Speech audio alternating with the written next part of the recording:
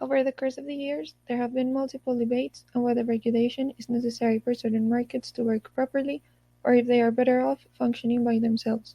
In the current video, we will analyze and explain why price controls shouldn't be applied for medicines.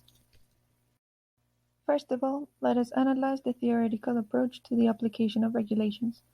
As defined by Dudley and Brito in 2012, regulations are the primary vehicles by which the federal government implements laws and agency objectives.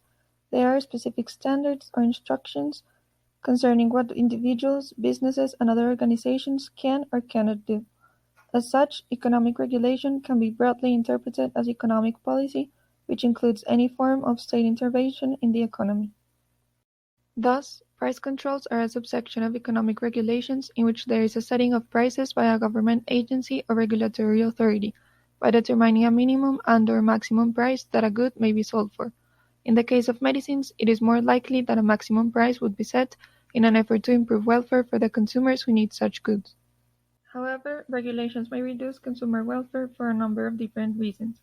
First, there could be errors in the design of such policies, which also takes into account the idea that government intervention makes sense when market failures are greater than government failures.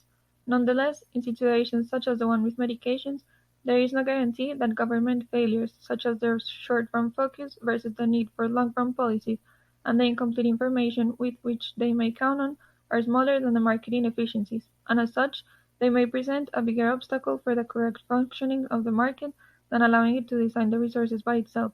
Additionally, it is important to consider, how is the magnitude of such policies determined? Second, price regulations may reduce competition by increasing restrictions to entry if such entering firms would face losses due to the set price, and as is known, competitive markets generate the most efficient allocations of resources in a society. Third, they may fix prices above welfare-improving levels. These last two situations would in turn leave the consumers worse off in terms of accessibility and varieties from which they could choose from.